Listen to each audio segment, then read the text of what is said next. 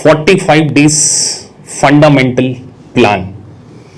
देखिए, बहुत सारे स्टूडेंट को टीच करने के बाद एक मेरा ऑब्जर्वेशन है, फिर वो चाहे यूएससीएमए हो, एसीसीए हो, आईएफआरएस हो, यूएससीपीए हो, सब में एक कॉमन बात मैंने नोटिस की, स्पेशली वर्किंग प्रोफेशनल। एक तो सर 8 to 10 ईयर का स्टडी गैप हो गया, कॉन्फिडेंस शेक कर रहा है कि हम इंटरनेशनल कोर्स को कर पाएंगे कि नहीं कर पाएंगे, लेकिन करना डेफिनेटली चाहते हैं। तो आज मैं आपके सामने ये 45 डेज प्लान के बारे में डिस्कस कर रहा हूं कि अगर आपने इस 45 डेज स्टडी प्लान को फॉलो कर लिया, जिसमें मैं आपके सारे बेसिक्स, ये केवल जनरल एंट्री वाले बेसिक्स नहीं है कि कोई मैं आपको डेबिट क्रेडिट बताने वाला हूं या प्रॉफिट एंड लॉस अकाउंट कैसे बनता है, नहीं। हमारा टारगेट बिल्कुल स्पेसिफिक होगा, चाहे आप यूएससीपीए कर रहे हैं, यूएससीएमए कर रहे हैं, डिप्लोमा इन आईएफआरएस या एसीसीए, आपको आपकी स्टडी में जो प्रॉब्लम्स आ सकती है, जो आपका बेस वीक होता है, उन एरियाज को मैंने स्पेसिफिकली आइडेंटिफाई किया हुआ है, उन एरियाज को मैं आपके इंप्रूव करने वाला हूं। तो चलिए हम इसके कंटेंट के बारे में डिस्कस करेंगे कि सर इसका बेसिकली कंटेंट क्या होने वाला है। तो देखिए, मैंने स्पेसिफिकली मेंशन किया है 60 आवर्स में आपसे लूंगा, जिसमें अकाउंटिंग के, फाइनेंस के और कॉस्ट अकाउंटिंग की जो बेस है वो मैं आपका बहुत ज्यादा स्ट्रांग कर दूंगा। बिलीव मी, अगर इन 60 घंटों को आप अच्छे से वॉच कर लेंगे, अगर आप वीडियो क्लासेस लेते हैं या आप लाइव क्लासेस में आते हैं, आप चाहे सीपीए हो, यूएससीएमए हो, एसीसी, उसको पास कर पाएंगे। बिकॉज इन इंटरनेशनल कोर्सेस में इन एरियाज में आपका बेस बहुत स्ट्रांग होना चाहिए। तो हम बात कर रहे हैं सर, सबसे पहले हम क्या डिस्कस करेंगे, तो सबसे पहले फाइनेंशियल स्टेटमेंट्स के बारे में हम बात करेंगे। Financial statement as per US GAAP, as per IFRS किस तरीके से बनाया जाता है। और मैं यहां पे केवल आपको कोई फाइनेंशियल स्टेटमेंट का ऊपर से रीड नहीं करने वाला हूं कि ये आपकी एडिशनल कैपिटल है, ये कॉमन शेयर है। यहां पूरा detail thorough knowledge of financial statements, not only on the financial statement, even financial statement की हर आइटम को हम माइन्यूटली डिस्कस करेंगे।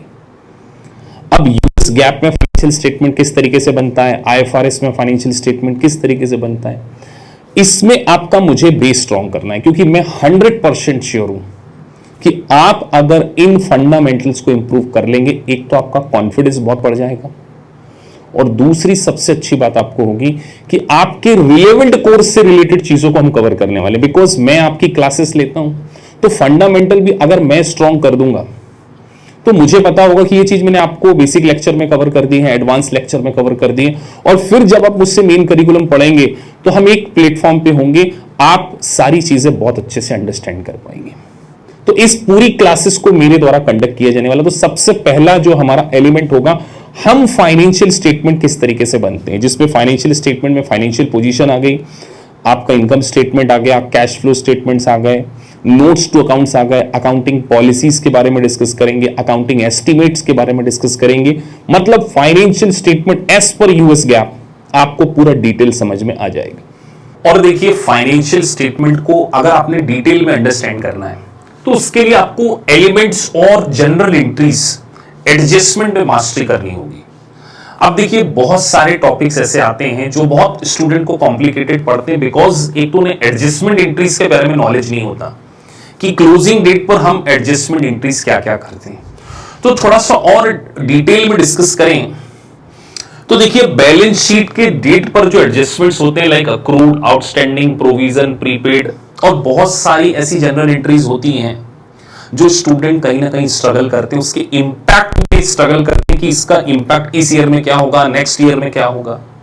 फिर टैक्स अकाउंटिंग में स्पेसिफिकली मैंने डेफर्ड टैक्स की अकाउंटिंग के बारे में डिस्कस करना है। IAS 12 बहुत ही इंपॉर्टेंट एस्पेक्ट है, तो डेफर्ड टैक्स को हम पूरा डिटेल डिस्कस करेंगे।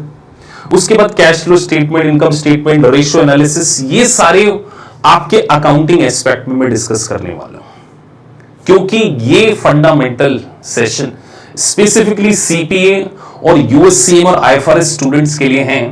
तो यूएससीएमए का पूरा करिकुलम मैनेजमेंट अकाउंटिंग और फाइनेंशियल अकाउंटिंग के बेसिस पे है।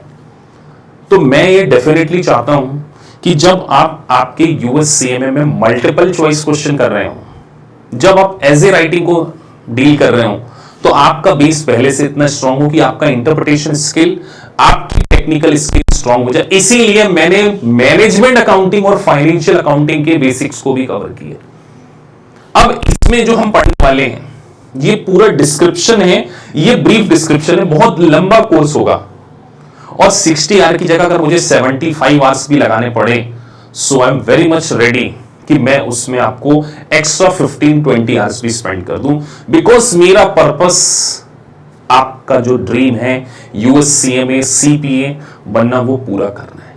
तो डिस्क्रिप्शन मैंने यहां पे ब्रीफ में मेंशन किया हुआ है कि हम इसमें टाइम वैल्यू ऑफ मनी के कॉन्सेप्ट, जैसे स्टूडेंट को कई बार discounting, simple interest, compound interest, effective interest में कंफ्यूजन होता है, तो वो एक लेक्चर हम उसमें कवर करेंगे। पूरी परफॉर्मेंस मैनेजमेंट को ध्यान में रखते हुए की मैनेज कॉस्ट शीट, अब कई स्टूडेंट को कॉस्ट शीट बनाते नहीं आती, उसके साथ साथ cost of goods sold, cost of goods manufacturing, goods available for sale, prime cost, manufacturing cost, ये सबको हम डिस्कस करेंगे। Lease accounting specifically CPA, CMA और आईएफआरएस में बहुत डिटेल में कवर है। फिर कैपिटल बजटिंग में हम कैसे एनपीवी, आईआरआर, पे बैक पे, तो इसका बेस, मैं आपका बेस स्ट्रॉन्ग करना चाहता हूं। फिर absorption costing, marginal costing, process costing, जो एक्चुअल में कॉस्ट अकाउंटिंग की मेथड्स हैं उसको हम कवर करेंगे।